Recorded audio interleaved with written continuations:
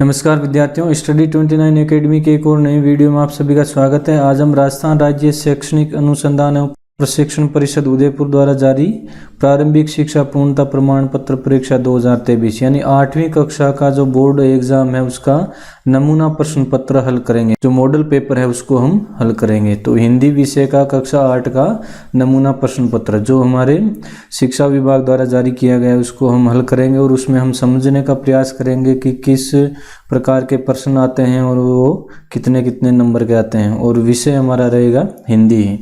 तो ये जो पेपर होगा उसका समय आपके 2.5 घंटे रहेगा और जो पूर्णांक होगा आपके पूर्णांक है वो 80 अंकों का होगा।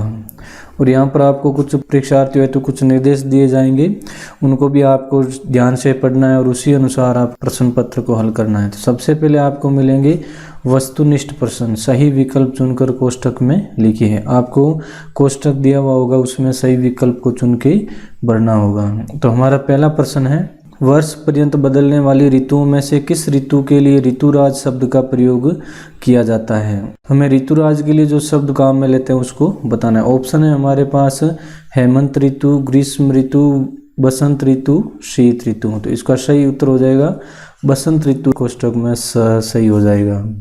दूसरा प्रश्न, चिड़िया जब घोंसला बनाती है तब वह अपनी चोंच से किस चीज को दबा कर ले जाती दिखाई देती है। तो चिड़िया जब घोंसला बना रही होती है तो वो किस चीज को अपनी चोंच में दबा के ले जाती है, वो हमें इस प्रश्न के उत्तर में बताना है। ऑप्शन है हमारे पास पत्थर, तिनके, ईंट, पानी।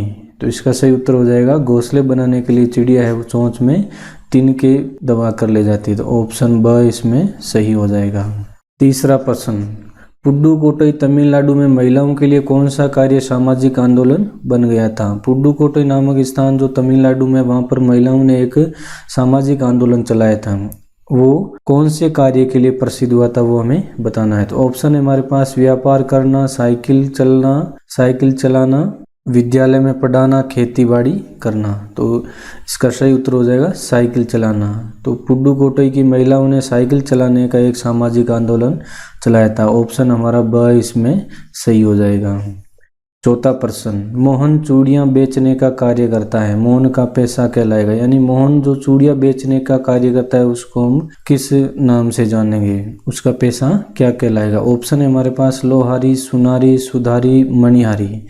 तो इसका सही उत्तर हो जाएगा द मणिहारी। चूड़ियां बेचने का काम है वो मणिहारी का पैसा कहलाता है।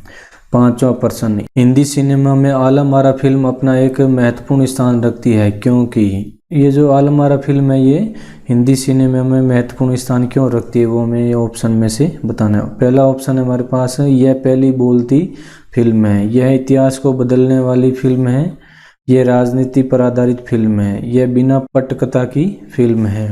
तो इसका सही उत्तर हो जाएगा यह पहली बोलती फिल्म है, सहवाग फिल्म जिसको हम कहते हैं। तो ऑप्शन ए इसमें राइट हो जाएगा। आलम आरा एक पहली बोलती फिल्म थी। छठा प्रश्न, कृष्ण की चोटी बढ़ाने हेतु मैया उन्हें क्या क्या खिलाती है। तो कृष्ण की चोटी बढ़ाने के लिए मैया जो भी खिलाती है वो हमें इस ऑप्शन में बताना है। ऑप्शन है हमारे पास माखन, दूध, रोटी, उपयुक्त सभी। तो इसका सही उत्तर हो जाएगा दूध। तो ऑप्शन ब इसमें सही हो जाएगा। कृष्ण भगवान बार बार कहते हैं कि मेरे को भी माखन और रोटी खिलाओ, लेकिन मैं यशोदा मैया है वो उनको केवल दूध पिलाती है और कहती है कि इससे तुम्हारी चोटी बड़ी हो जाएगी। सातवां प्रश्न, योगेश ने गाय की रक्षा करने हेतु अपने प्राणों की बाजी लगा दी। रेखांकित मुहावरे का अर्थ है प्राणों की बाजी लगा देना। ये जो रेखांकित मुहावरा है इसका हमें अर्थ बताना है। ऑप्शन है हमारे पास भाग जाना, अत्यधिक प्रिय होना, साहसपूर्ण कार्य करना, आकर्षित करना। तो इसका सही उत्तर हो जाएगा साहसपूर्ण कार्य करना। ऑप्शन से इसमें सही हो जाएगा। प्राणों की बाजी लगा देना मुहावरे का अर्थ होगा साहसपूर्ण कार्य करना।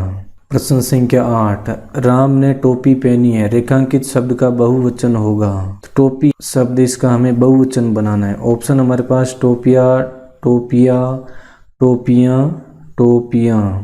तो इसका सही उत्तर हो जाएगा टोपियाँ। स ऑप्शन है इसमें सही हो जाएगा। टोपी का बहुवचन हो जाएगा टोपियाँ।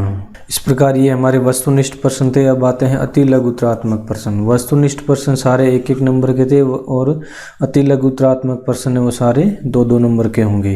तो 9वां प्रश्न है हमारे पास, हरे हरे ये पात डालियां कलियां कोमलगात ध्वनि कविता की इन पंक्तियों के अनुसार हरे हरे ये पात से क्या तात्पर्य है? हमें इसका तात्पर्य बताना है। हरे हरे ये पात, तो इसका उत्तर हो जाएगा हरे हरे ये पात का तात्पर्य जीवन की खुशियों से है। जिस प्रकार वसंत आते ही पेड़ पौधों पर हरियाली छा जाती है, उसी प्रकार कवि अपने आदर्श के अनुरूप आचरण करके समाज के दुखों को दूर करके सुख का वातावरण उत्पन्न करना चाहते हैं, जिससे जीवन में खुशियां आ सके लोगों के। तो इसका हरे हरे ये पात का तात्पर्य हो जाएगा जीवन की खुशियां।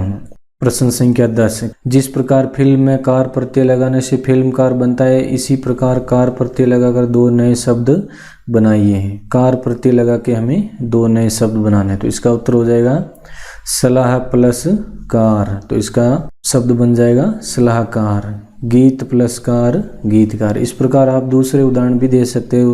प्रश्न संख्या 11, दिए गए व्यक्तिवाचक संज्ञा शब्द का वाक्य में प्रयोग कर लिखिए। हमें 2 संज्ञा शब्द दिए, उनका वाक्य में प्रयोग करना है। तो इसका उत्तर हो जाएगा, पहला हमें जयपुर और दूसरा गोविंद, ये 2 व्यक्तिवाचक संज्ञा शब्द दे रखे हैं। तो इसका वाक्य में प्रयोग हम इस प्रकार कर सकते हैं, जयपुर को गुलाबी नगरी भी कहा जाता है। तो ये जयपुर संज्ञा शब्द है, ये व्यक्तिवाचक संज्ञा इस वाक्य में प्रयुक्त हो गया। दूसरा है गोविंद, गोविंद पुस्तक पढ़ता है, तो ये व्यक्तिवाचक संज्ञा है, वो भी इस वाक्य में आ गई है। तो इस प्रकार आप दूसरे वाक्य भी बना सकते हैं जिनमें ये जो व्यक्तिवाचक संज्ञा शब्द है वो आने चाहिए। प्रश्न संख्या 12, साइकिल चलाने के कोई 2 लाभ लिखिए। इस प्रश्न के उत्तर में हमें साइकिल चलाने के कोई 2 लाभ लिखना है। तो इसका उत्तर हो जाएगा, पहला है साइकिल चलाने का पहला लाभ है, साइकिल चलाने से शरीर के अंगों में गतिशीलता आती है जो स्वास्थ्य के लिए लाभदायक है। यानी साइकिल चलाना हमारे लिए स्वास्थ्य के लिए लाभदायक होता है। दूसरा ऑप्शन है, पैदल चलने की तुलना में साइकिल से कहीं आने जाने में समय की बचत होती है। अगर कहीं आपको आना जाना है तो पैदल चलने में जो समय लगेगा उससे कम समय में हम एक जगह से दूसरी जगह आ जा सकते हैं। प्रश्न संख्या 13, दिन प्रति हानि होती गोरस की, गोरस शब्द का क्या आशय है? तो हमें गोरस शब्द का आशय बताना है। उत्तर हो जाएगा इसका, गोरस शब्द का आशय है दूध से बने पदार्थ, दही मक्खन घी आदि। तो गोरस का तात्पर्य या आशय हो जाएगा गाय के जो दूध है उससे बने पदार्थ के लिए गोरस शब्द का प्रयोग किया जाता है, जिसमें दही मक्खन घी आदि सम्मिलित हैं। प्रश्न संख्या, गवरिया को टोपी बनवानी थी इसलिए वह किस किस के पास गई थी? गवरिया नामक चिड़िया थी, उसको टोपी बनानी थी, तो वो रुई लेके किस किस के पास गई थी वो हमें इसके उत्तर में लिखना है। तो उत्तर हो जाएगा, गवरैया टोपी बनाने के लिए धुनिया, वहाँ पे उसने रुई की धुनाई करवाई। कोरी, जहाँ से उसने धागा बनवाया। बुनकर, जहाँ से कपड़ा बनवाया वह दर्जी के पास गई थी। तो वो इन 4 लोगों के पास गई थी, धुनिया, कोरी, बुनकर और दर्जी। अब है लघुत्रात्मक प्रश्न। लघुत्रात्मक प्रश्न सारे ही 4-4 नंबर के आएंगे। 15वां प्रश्न है, सड़क पर चलने हेतु यातायात संकेतों के चिन्ह बनाकर उनके अर्थ लिखिए। तो यहाँ पे जो ऑप्शन दे रखा है 4x1, यानी 4 ऑप्शन भरने हैं और प्रत्येक ऑप्शन है वो 1-1 अंक का होगा। तो हमें 4 चित्र इसमें बनाने हैं।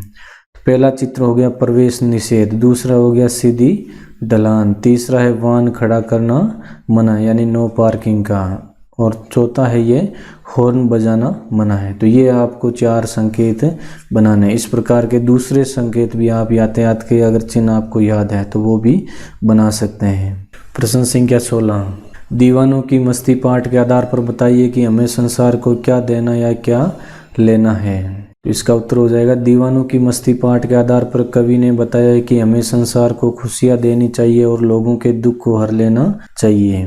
तो यहाँ पे जो दीवानों की मस्ती में संसार को हमें देना है वो तो है खुशियाँ, और लेना है तो लोगों के दुख को हर लेना, यानी दुख को कम करना है और लोगों को ज़्यादा से ज़्यादा खुशियाँ देनी है। प्रश्न संख्या 17, निम्नलिखित शब्दों के पर्यायवाची शब्द का प्रयोग करते हुए 1-1 वाक्य लिखिए।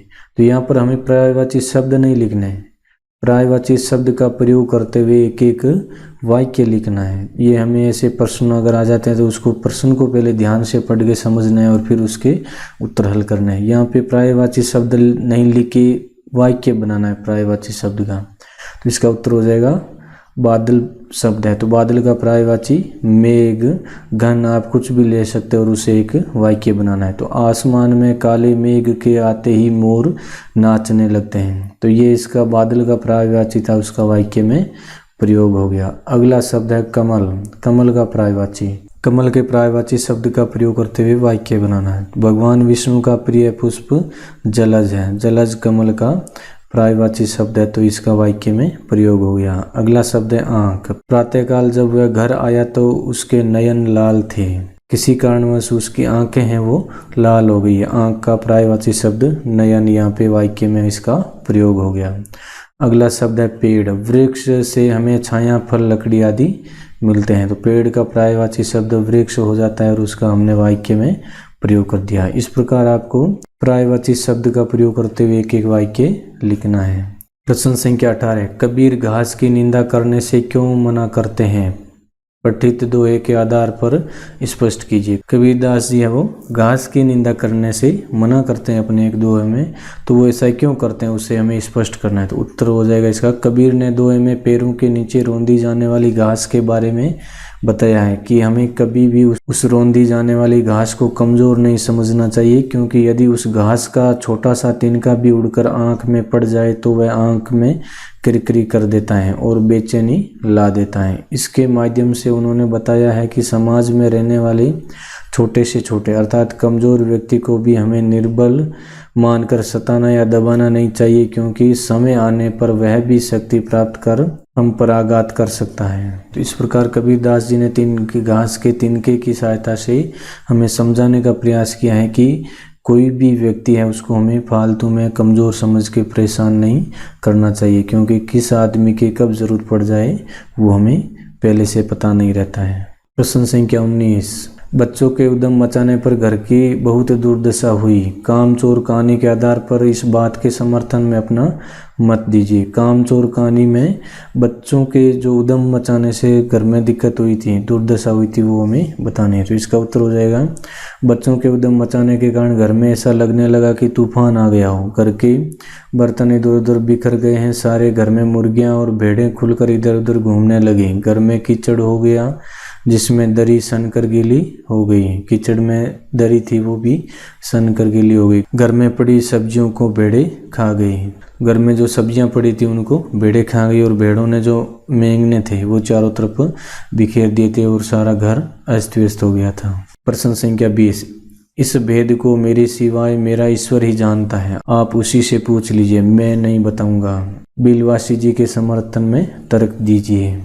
तो ये जो कथन है ये हमारे अकबरी लोटा नामक पाठ से लिया गया है। तो इसका उत्तर हो जाएगा, बिलवासी जी झाऊलाल के पक्के मित्र थे। यानी बिलवासी जी और झाऊलाल दोनों आपस में परम मित्र थे। उनके लिए उन्होंने जो 250 रुपये का प्रबंध किया था, बिलवासी जी ने झाऊलाल के लिए 250 रुपये का प्रबंध किया था। और जो भेद वाली बात है जो हमें प्रश्न में दी गई है, भेद वाली ये बात बिलवासी जी ने लाला झाऊलाल से कही थी। उन्होंने कहा था कि ये एक भेद है जो मेरे सिवाय मेरा ईश्वर ही जानता है। तो ऐसा उन्होंने इसलिए कहा क्योंकि वह अपनी पत्नी के संदूक से निकाले गए रुपयों की बात उनसे नहीं कहना चाहते थे। तो ये भेद वाली बात है वो परम मित्र होते हुए भी झाऊलाल को कहना नहीं चाहते थे, इसलिए उन्होंने कहा कि इस भेद को मेरे सिवाय मेरा ईश्वर ही जानता है, आप उसी से पूछ लीजिए, मैं नहीं बताऊंगा।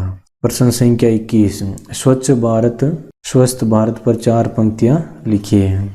इसका उत्तर हो जाएगा, स्वच्छता का तात्पर्य साफ सफाई से है। स्वच्छ रहना मनुष्य के लिए अति आवश्यक है, क्योंकि इसके पीछे हमारी निरोगी काया बनाए रखने की अवधारणा रहती है। इसलिए सरकार ने स्वच्छ भारत स्वस्थ भारत अभियान चलाया। तो इस स्वच्छ भारत स्वस्थ भारत के बारे में आपको 4 पंक्तियां लिखनी है जो इस वाक्य से संबंधित हो सकता है ये पंक्तियां आपको अगर याद नहीं हो तो इससे संबंधित दूसरी पंक्तियां भी लिख सकते हैं। अब है निबंधात्मक प्रश्न। निबंधात्मक प्रश्न सारे 8-8 नंबर के होंगे और इसमें ऑप्शनल भी मिलेंगे आपको, यानी अथवा में दिए हुए मिलेंगे तो 2 में से एक को आपको हल करना होगा। प्रश्न संख्या 22, निम्नलिखित पद्यांश की सप्रसंग व्याख्या कीजिए। हमें पद्यांश दे रखे उनमें से किसी एक की सप्रसंग व्याख्या करनी है। आगे चना गुरु मात दयते लय तुम चाबी हमें नहीं दीने श्याम कहिया मुस्काए सुदामा सो, चोरी की बान में हो जूं प्रवीणे। पोटरी काख में चांपी रखे तुम, खोलत नाही सुधा रस पीने। पाछिली बानी अजो न तजो तुम, ते सही भाभी के तंदुल कौन है। एक तो ये पद्यांश हो गया। अगर आपको इसका सप्रसंग व्याख्या आ रही है सही ढंग से तो इसके आप लिख सकते हो, या फिर इसका अथवा में दे रखा है, इन दोनों में से एक को आपको हल करना होगा। तो दूसरा पद्यांश है, पक्षी और बादल ये भगवान के डाके हैं, जो एक महादेश से दूसरे महादेश को जाते हैं। हम तो समझ नहीं पाते हैं मगर उनकी लाई चींटियां, पेड़ पौधे पानी और पहाड़ बाँचते हैं। तो ये जो पद्यांश, इसकी हम सप्रसंग व्याख्या करेंगे। तो इसका उत्तर इस प्रकार हो जाएगा। सबसे पहले हमें प्रसंग लिखना है। प्रसंग में इस जो भी पद्यांश आया उसके बारे में लिखना है। तो यह पद्यांश हमारी पाठ्य पुस्तक वसंत भाग 3 की कविता भगवान के डाकिये से लिया गया है, जिसके रचयिता श्री रामधारी सिंह दिनकर हैं। कवि यहाँ बताना चाहते हैं कि पक्षी और बादल भगवान के डाकिये हैं, जो मुक्त भाव से विश्व बंधु का संदेश एक देश से दूसरे देश को पहुंचाना चाहते हैं। यह तो हो गया इसका प्रसंग। अब इसकी व्याख्या। कवि के अनुसार पक्षी और बादल भगवान के डाकिये हैं। पक्षी एक देश से दूसरे देश में घूम घूम कर और बादल इधर उधर घुमड़ घुमड़ कर आपसी भाईचारे का संदेश पूरी प्रकृति अर्थात पेड़ पौधों, तालाब, नदियों, सागर व पर्वतों तक पहुंचाते हैं। कवि का मानना है कि पक्षी और बादलों के संदेश को प्रकृति तो समझ लेती है, लेकिन उनके द्वारा दिए जाने वाले संदेशों को मनुष्य नहीं समझ पाते हैं। इस प्रकार इस पद्यांश में हमें प्रसंग और व्याख्या दोनों लिखने हैं, जो 4-4 नंबर के होंगे। टोटल ये कुल 8 नंबर का प्रश्न होगा। प्रश्न संख्या 23। निम्नलिखित गद्यांश को ध्यानपूर्वक पढ़कर दिए गए प्रश्नों के उत्तर दीजिए। 4 प्रश्न दे रखे हैं और प्रत्येक प्रश्न है वो 8 नंबर का है। यह पिंड तेजी से सूर्य की ओर बढ़ रहा था। ज्यों ज्यों पास आता जाता था उसका आकार बढ़ता जाता था। यह सूर्य से लाखों गुना बड़ा था। उसकी महान शक्ति से हमारा सूर्य कांप उठा। ऐसा ज्ञात हुआ कि उस ग्रहराज से टकराकर हमारा सूर्य चूर्ण हो जाएगा। वैसा न हुआ। वह सूर्य से सहस्त्र मील दूर से ही घूम चला, परंतु उसकी भीषण आकर्षण शक्ति के कारण सूर्य का एक भाग टूटकर उसके पीछे चला। सूर्य से टूटा हुआ भाग इतना भारी खिंचाव संभाल न सका और कई टुकड़ों में टूट गया। उन्हीं में से एक टुकड़ा हमारा पृथ्वी है। ये प्रारंभ में एक बड़ा आग का गोला थी।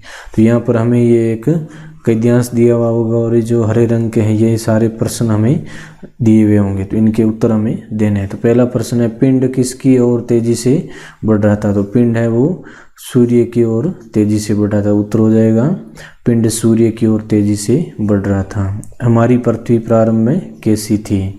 तो यहाँ लिखा हुआ है, देखो, यह प्रारंभ में एक बड़ा आग का गोला थी। तो हमारी पृथ्वी प्रारंभ में एक बड़ा आग का गोला थी। ये इसका उत्तर हो जाएगा। तीसरा प्रश्न है, इसमें पिंड की आकर्षण शक्ति से किसका एक भाग टूट गया था। तो यहाँ देखिए, उसकी भीषण आकर्षण शक्ति के कारण सूर्य का एक भाग टूटकर उसके पीछे चला। तो यहाँ हो जाएगा पिंड की आकर्षण शक्ति से सूर्य का एक भाग टूट गया। इस प्रकार हमें गद्यांश वाले प्रश्नों के उत्तर गद्यांश को पढ़कर ही देने हैं ध्यान से। चौथा प्रश्न, निम्नलिखित शब्दों के विपरीत अर्थ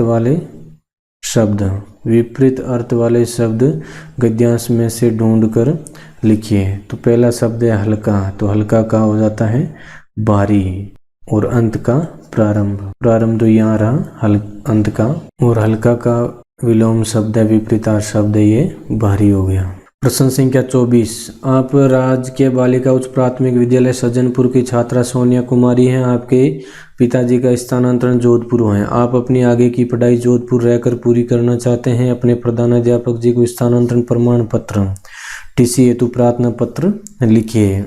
इसमें आपको अपने आप को छात्रा मानना है सोनिया कुमारी, और ये विद्यालय है इसमें आप पढ़ रहे हो और आपको टीसी हेतु प्रार्थना पत्र देना है। तो ये आप इसके उत्तर में लिख सकते हो। या फिर अथवा में जो दिया हुआ है, दुकानदार एवं ग्राहक के बीच संवाद को अपनी भाषा में 8 पंक्तियों में लिखिए। तो इसके अथवा में जो संवाद है इसको आपको 8 पंक्तियों में आगे बढ़ाना है। तो शुरुआत है इन्होंने करके दे दी है प्रश्न में, ग्राहक गुड़ का क्या भाव है, यानी ग्राहक पूछ रहा है दुकानदार से गुड़ का क्या भाव है। दुकानदार कह रहा है 40 रुपये किलो। तो इसका उत्तर हम इस प्रकार लिख सकते हैं, ग्राहक मुझे 5 किलो गुड़ चाहिए। तो दुकानदार जवाब देता है अभी तोल देता हूँ। ग्राहक चलो तो दो। दुकानदार है तोलने लग जाता है। आगे देखिए दुकानदार कह रहे ये लीजिए आपके लिए 5 किलो गुड़। ग्राहक कहता है ये लीजिए 500 रुपये, मेरे पास खुले रुपए नहीं है। दुकानदार कोई बात नहीं मेरे पास है। ग्राहक कुछ नोट 10-10 के भी देना। ग्राहक था उसको अगर ज़्यादा खुले पैसे चाहिए तो वो 10-10 के नोट भी मांग रहा है। दुकानदार 300 रुपये पकड़ाते हुए ये लीजिए आपके बचे हुए रुपये। तो इस प्रकार ये जो संवाद हुआ है, बातचीत हुई है, वो आपको आगे बढ़ा के लिखनी है। अब है प्रश्न संख्या 25। निम्नलिखित में से किसी एक विषय पर निबंध लिखिए। तो हमें यहाँ पर 4 ऑप्शन दे रखे हैं और निबंध है वो 8 नंबर का आएगा। तो यहाँ पर जो 4 विषय दिए हुए हैं उनमें से किसी एक विषय पर आपको निबंध लिखना है। तो हम उत्तर लिखेंगे इसका बेटी बचाओ बेटी पढ़ाओ विषय पर। प्रस्तावना लिखनी होती है। सबसे पहले वर्तमान समय में कुछ सीमित सोच वाले लोग बेटे को कुलदीपक और बुढ़ापे का सहारा मानते हैं तो बेटी को समस्याओं की जड़ समझते हैं। ऐसे लोग ही कन्या के जन्म को अशुभ मानते हैं। तो बेटी बचाओ बेटी पढ़ाओ की ज़रूरत क्यों पड़ी है वो इसमें समझाया गया है। सामाजिक चेतना का प्रसार, समाज का सही विकास हो, लोगों में नई चेतना का प्रसार हो, इस दृष्टि से सरकार ने बेटी बचाओ बेटी पढ़ाओ का नारा दिया। साथ ही सरकार लिंग परीक्षण को प्रतिबंधित कर कन्या जन्म और उसकी शिक्षा व्यवस्था पर पूरा ध्यान दे रही है। तो बालिकाओं की जो शिक्षा है उसको बढ़ावा देने के लिए सरकार कई प्रकार की योजनाएं चलाती है, कई प्रकार की आर्थिक सुविधाएं भी उनको दी जाती है। अभियान और उद्देश्य, बेटी बचाओ बेटी पढ़ाओ अभियान के संबंध में हमारे राष्ट्रपति ने लोकसभा के दोनों सदनों को संयुक्त रूप से जून 2014 में संबोधित किया। उसमें उन्होंने बेटी बचाओ बेटी पढ़ाओ का नारा देकर उसके संरक्षण और सशक्तिकरण पर जोर दिया। निष्कर्ष, बेटी बचाओ बेटी पढ़ाओ अभियान के माध्यम से हमारे समाज में जागरूकता के साथ ही रूढ़िवादी सोच में भी बदलाव आने लगा है। वह दिन अब दूर नहीं जब बेटियों को समाज में सम्मानजनक स्थान प्राप्त हो सकेगा। तो इस प्रकार ये हमारा पूरा मॉडल पेपर हल हो गया है। वीडियो अगर उपयोगी लगा हो तो इसको लाइक करें और अपने दोस्तों में शेयर करें। चैनल पर पहली बार आए तो चैनल को सब्सक्राइब कर लें और बेल आइकन भी दबा दें ताकि आने वाले वीडियो के नोटिफिकेशन आपको समय पर मिल सकें। वीडियो को पूरा देखने के लिए आपका बहुत बहुत धन्यवाद।